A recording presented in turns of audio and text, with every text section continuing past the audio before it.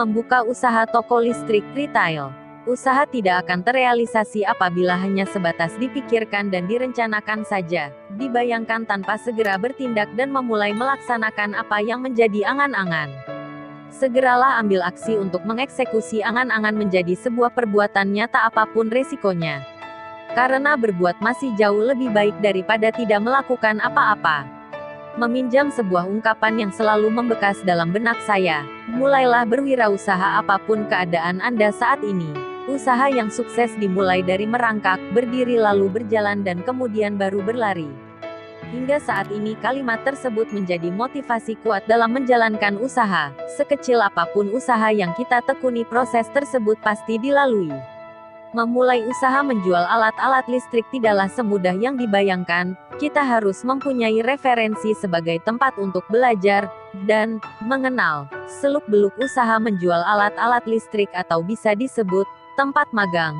Mulai dari di mana kita harus membeli barang, kulakan, harus berapa persen kita mengambil keuntungan, laba, berapa stok minimal yang harus disediakan dan masih banyak lagi yang mau tidak mau harus kita pelajari. Oleh karenanya perlu langkah-langkah yang jelas apabila ingin membuka usaha toko listrik. Antara lain, 1. Dimulai dari yang kecil. Karena kita belum mengetahui secara detail apa yang dibutuhkan oleh konsumen, maka sebaiknya membuka toko listrik dari yang kecil terlebih dahulu, dalam artian kecil dalam penyediaan jumlah barang, stok, namun jumlah item produk yang banyak. Sehingga kemungkinan mengembalikan konsumen sangat kecil. Karena bagi konsumen kunjungan pertama ke toko adalah yang sangat penting. Apabila pada kunjungan pertama kita bisa menyediakan apa yang diinginkan konsumen, niscaya pada suatu ketika konsumen tersebut akan kembali ke toko kita untuk membeli item produk yang lain.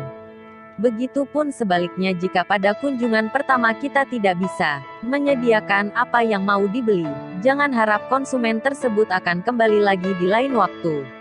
2. Eksekusi segera. Seperti telah disinggung di atas, segeralah memulai.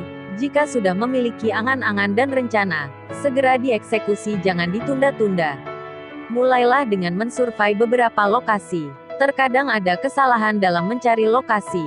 Misalnya mencari lokasi yang belum ada toko listriknya. Hal itu tidak juga disebut salah, namun harus diingat faktor yang menentukan keberhasilan usaha kita bukan itu saja, masih banyak faktor yang lain, misalnya kepadatan lalu lintasnya, golongan jalannya, jumlah penduduknya. Lokasi yang belum terdapat toko listrik namun jumlah penduduknya sedikit tentunya lebih berpotensi lokasi dengan terdapat beberapa toko listrik namun dengan jumlah penduduk yang padat.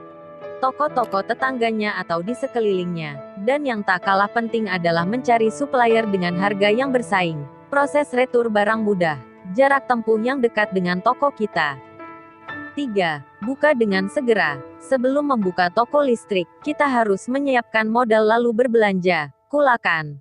Kemudian memberi harga, labeling. Selanjutnya mendisplay di dalam toko listrik kita. Dan yang tidak boleh ditinggalkan adalah promosi, bisa dengan memasang MMT di display toko listrik kita. Membuat leaflet, brosur yang dititipkan pada toko-toko yang berdekatan dengan toko kita.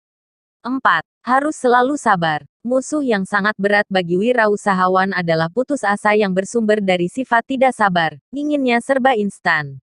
Memulai usaha, Jawa, babat alas, harus selalu sabar. Sabar dan sabar selalu, karena jika tidak sabar ujung-ujungnya menjadi putus asa.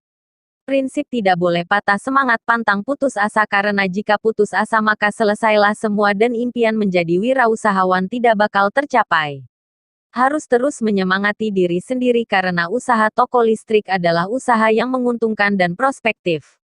Tanamkan pada diri kita berulang-ulang bahwa toko listrik kita adalah toko listrik yang maju dan memiliki prospek yang menjanjikan. 5. Selalu berprasangka baik. Sebagai seorang yang beragama, kita selalu diajarkan untuk selalu berprasangka baik dan menjauhi berprasangka buruk. Kita harus berprasangka baik utamanya kepada Allah SWT, Tuhan yang Maha Esa, Tuhan yang Maha Pengasih lagi Penyayang, Tuhan tidak pernah tidur, Tuhan Maha Kaya. Apabila alat-alat listrik yang kita jual di toko listrik kita saat ini belum laku, berprasangka baiklah, mungkin nanti akan terjual atau besok akan ada yang membeli. Kalau belum besok semoga lusa pasti akan laku terjual. Selalu mengedepankan berpikir positif dan berprasangka baik serta selalu dibarengi berdoa pada Allah SWT juga ditambah dengan inovasi dan kreativitas dalam melakukan penjualan. 6. Selalu belajar. Supaya toko listrik kita lain dari yang lain maka kita harus selalu belajar agar menguasai bidang usaha yang kita geluti sehingga kita dapat memberikan pelayanan terbaik kita kepada konsumen. Kita harus selalu bisa menjelaskan kepada konsumen baik produk knowledge, harga, kualitas, kelebihan dari kompetitor, cara merangkai, cara memasang, cara menggunakan dan lain-lain. Harga mungkin sama, produk sama namun pelayanan berbeda akan menarik konsumen untuk datang kembali ke toko listrik kita. Selain memberi pelayanan terbaik, kita juga harus bisa memberi produk dengan kualitas terbaik. Barang yang kita jual adalah benar-benar barang berkualitas. Kurang lengkap rasanya apabila kita tidak memberikan sesuatu yang berbeda kepada konsumen yaitu harga terbaik, dalam artian harga yang bersaing dengan toko-toko terdekat di lingkungan kita dan akan lebih lengkap lagi bila kita dapat memberi garansi atas barang-barang yang kita jual, sehingga pelanggan akan tenang berbelanja produk yang kita pasarkan. Semoga bermanfaat.